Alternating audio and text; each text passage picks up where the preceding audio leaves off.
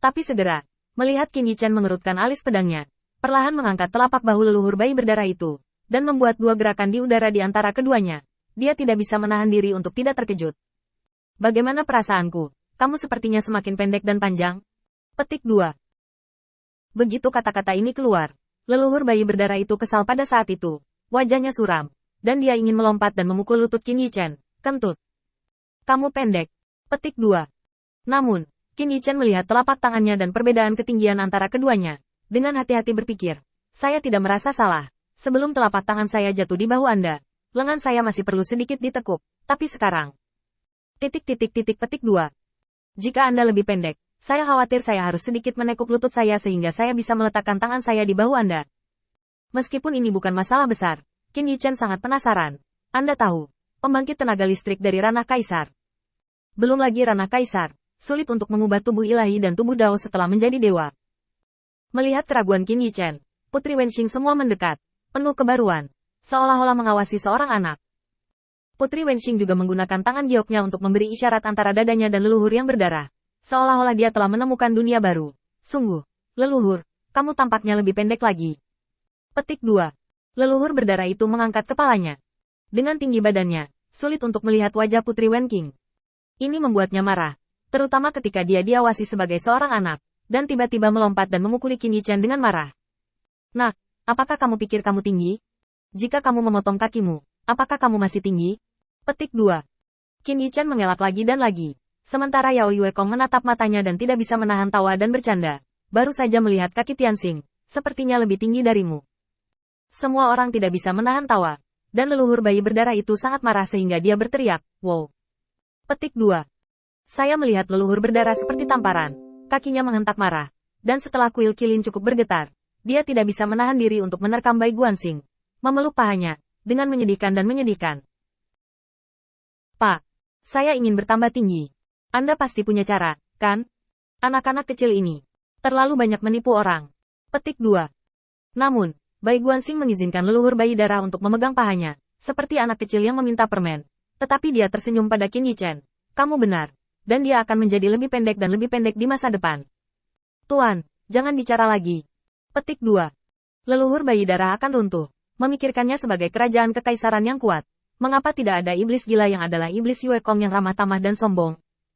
Faktanya, ketika dia merampok Qin Yichen, yang pertama mendengar suara itu, tetapi menoleh dan tidak menemukan siapapun untuk pertama kalinya. Bai Guanxing tidak peduli. Kembali ke bayi. Ini cara yang bagus untuk berlatih. Kamu masih bayi. Aku sudah hidup paling tua kecuali kamu. Nenek moyangmu harus tunduk padaku ketika mereka melihatku. Petik 2. Bagian terakhir dari kalimat itu dikatakan oleh leluhur bayi berdarah yang menatap Putri Wenqing. Dan Qin Yichen sangat ingin tahu bahwa leluhur bayi berdarah akan menjadi lebih pendek dan lebih pendek di masa depan. Dilihat oleh mata semua orang, Bai Guanxing hanya bisa menjelaskan dengan telapak tangannya. Tidak mungkin. Ini adalah luka yang ditinggalkan oleh Tian Wudi pada periode puncak, dan tidak mudah untuk disembuhkan. Entah kamu tidak berlatih, dan tunggu kekuatanku pulih sebelum membantumu.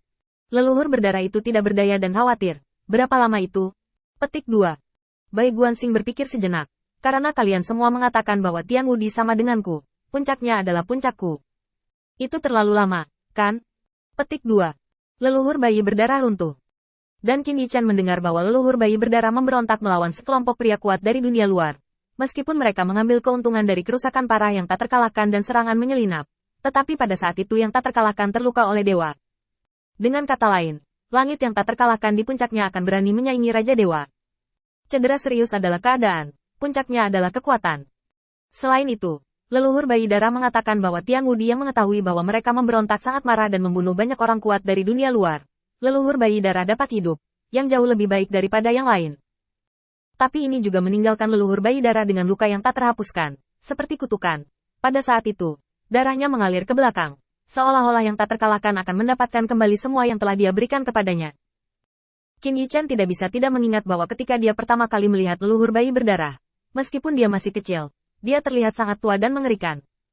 Dan ini diselamatkan oleh leluhur Fusang dan pulih selama bertahun-tahun, bisa dibayangkan betapa menyedihkannya leluhur berdarah asli itu.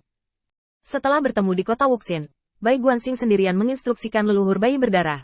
Dia memeriksa luka-lukanya dan kondisi leluhur bayi berdarah. Bai Guanxing juga sangat malu tentang ini, karena traumanya terlalu kuat, Dan jangan lupa bahwa metode kultivasi leluhur darah bayi diberikan oleh yang tak terkalahkan. Gongfa Daofa adalah fondasi dari setiap praktisi. Tian Wudi dapat menciptakan Daofa untuk menganugerahkan darah bayi leluhur. Bagaimana mungkin tidak tertinggal? Bai Guanxing juga tidak bisa menyelesaikannya. Dia membujuk leluhur bayi darah untuk menggantikan Daofa dan sepenuhnya direformasi. Tetapi leluhur bayi darah tidak mau menanggung harga membalikkan Daofa. Oleh karena itu, Bai Guanxing hanya bisa membantunya meningkatkan Taoisme yang dianugerahkan Tian Wudi kepada leluhur bayi darah, sehingga kultivasinya dapat terus berlanjut. Tetapi harganya adalah ketika leluhur bayi darah semakin kuat, tubuh Taonya akan menjadi lebih muda dan lebih muda. Inilah sebabnya Qin Yichan merasa dia semakin pendek. Itu dia. Petik 2. Qin Yichan tercengang, dan Putri Wenqing tiba-tiba memancarkan matanya yang indah. Tunggu sebentar. Bukankah itu berarti jika kamu bisa berkultivasi dengan leluhur yang hebat, kamu akan menjadi bayi di dalam bayi? Petik 2. Memikirkan hal ini, Putri Wenqing tiba-tiba menggoda dan tidak bisa menahan diri untuk tidak melompat kegirangan. Tuan, dapatkah dia berkultivasi kepada kaisar? Jika dia menjadi seorang kaisar, bukankah itu bayi yang baru lahir? Petik 2. Qin Yichan tidak bisa menahan senyum. Dia tidak bisa membayangkan pemandangan itu. Seorang anak yang baru lahir mengenakan ikat pinggang, membawa pisau daging seperti pisau pembunuh babi, tapi sama menakutkannya. Bapak. Petik 2.